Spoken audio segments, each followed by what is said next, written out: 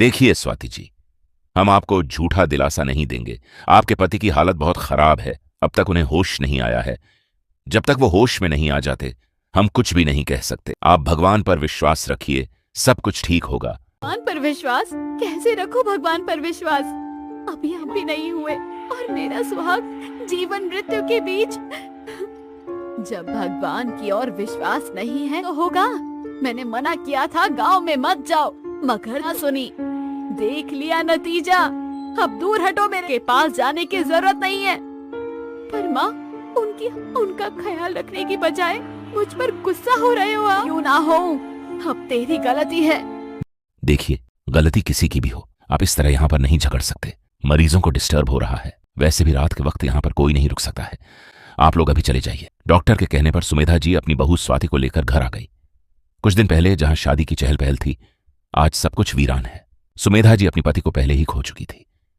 आज इकलौता बेटा भी कोमा में है। उसकी आंखों में नींद नहीं थी। वो भागते हुए भगवान के मंदिर में पहुंची और रोने लगी। मुझे पता है किसी नहीं किया जाना चाहिए, किसी की हाय पूरे वंश का सब है, मगर इसमें मेरे बेटे की क्या गलती है?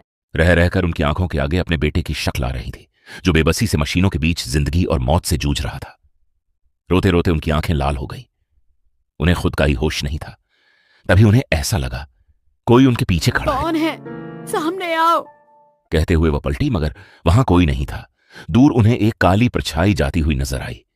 उठकर वो उस परछाई के पीछे से चलने लगी। परछाई स्टोर रूम में जाकर गायब हो गई। कौन था यहाँ और अचानक गायब कैसे हो गया?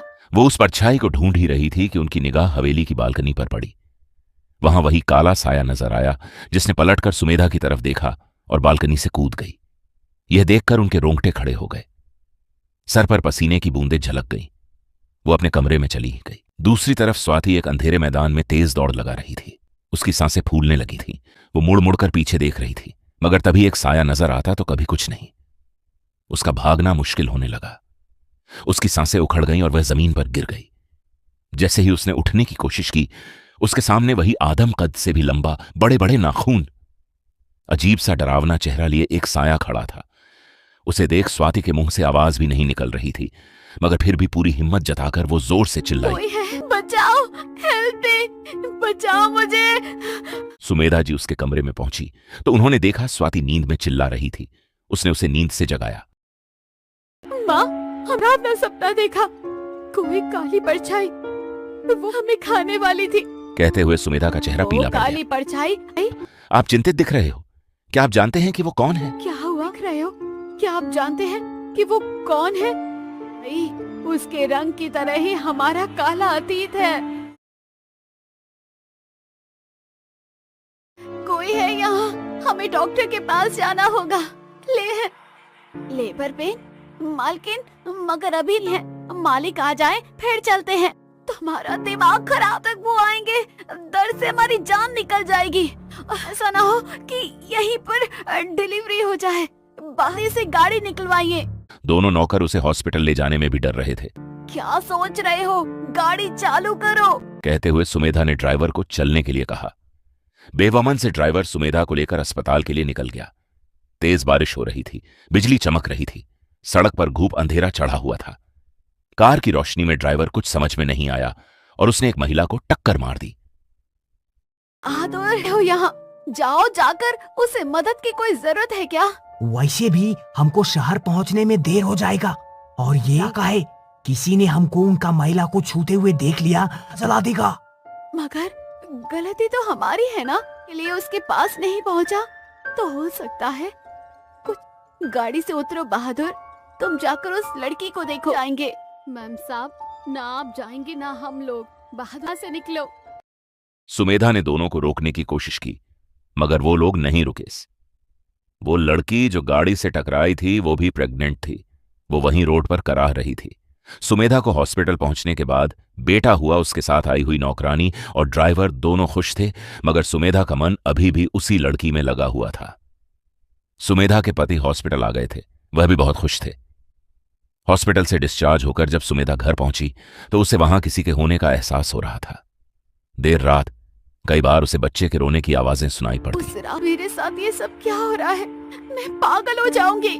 पुजारी बाबा के पास मंदिर जाऊंगी, वो ही कोई हल अगली सुबह पुजारी बाबा के पास जाने के लिए सुमेधा मंदिर के लिए निकली तो एक काली बिल्ली उसका रास्ता काट गई। वो बिल्ली दरवाजे के कोने में बैठकर रोने कैसा लगी। अपशगुन है, कहीं मेरे बच्चे को कोई उसे छोड़कर नहीं जाऊंगी, बल्कि बाबा को ही अपने पास बुला लूंगी। सुमेधा ने बहादुर को भेज पुजारी बाबा को बुला लिया। उन्होंने अपनी शक्तियों से देखा तो उनके होश उड़ गए। तुमसे ऐसा गजब कैसे हो गया? तुम्हारी गाड़ी से टकराकर कोई गर्भवती, ये उसकी और उसके बच्चे की आत्मा है जो अपना बदला लेने के लिए आई है। वो तुम्हारा बच्चा अपने साथ लेकर जाएगी। नहीं बाबा, ऐसा नहीं, हमने जानबूझकर नहीं किया था, बल्कि इसे हुआ था। मैं तो रुकना चाहती थी, मगर बाबा कुछ तो कीजिए, कैसे भी मेरे बच्चे की रक्षा कीजिए। मैं केवल इतना कर सकता हूँ कि उसकी आत्मा को इस घर में बांध सकता हूँ। अपने बेटे को लेकर कहीं दूर चली जा। अपने बच्चे, मैं ये गांव आज ही छोड़ दूंगी, हम लोग अब शहर वाले रहेंगे। कहते हुए सुमेधा ने अपनी पति को सारी बात बताई तो वह भी वहां से जाने को तैयार हो गया। अपने छोटे से बच्चे को लेकर वो लोग हवेली से निकल ही रहे थे कि हवेली के बाहर लगा बड़ा सा आम का पेड़ उसके पति के सर पर आकर गिर गया। ये क्या हो गया है? अपनी आंखें हुआ आपको? और वो वहीं मर गया। बेटा बहुत शक्तिशाली है क्योंकि वो क्रोध में है। मैं उसे हार, तू अपने बेटे को लेकर यहाँ से चली जा, चली जा। बाबा जी के कहने पर वो अपने बेटे को वहां से लेकर निकल गई और कभी भी लौटकर वापस गांव नहीं गई। मगर जवान बेटे की जिद के आगे वो झुक गई और बेटा अपनी नई पत्नी के साथ गांव पहुंच गया था, जहां उसके साथ यह हादसा हो गया। वर्तमान क्या करूं? कुछ तो करना होगा मुझे। मैं अभी बाबा से मिलने जाऊंगी। खुद से ही बात करती हुई वह घर से निकल ही रही थी कि तभी उसकी गाड़ी खुद ब खुद रिवर्स होने लगी। गाड़ी घर की दीवार से टकरा गई। यह देख ड्राइवर ड्राइविंग सीट छोड़कर भाग गया। वो समझ गई कि वो आत्मा उसे यहां से जाने नहीं देना चाहती हो तो गुनहगार है, हमारे बेटे को छोड़ दो। हमारे वैसे भी तुम हमारे पति को छीन ही, बेटे को कुछ हो जाएगा तो हम जी नहीं पाएंगे। हमें ले लो अपना बदला। यदि अपनी से मार दिया तो हमारा बदला कैसे पूरा? तुम्हें क्या पता अपने बच्चों के खोने का?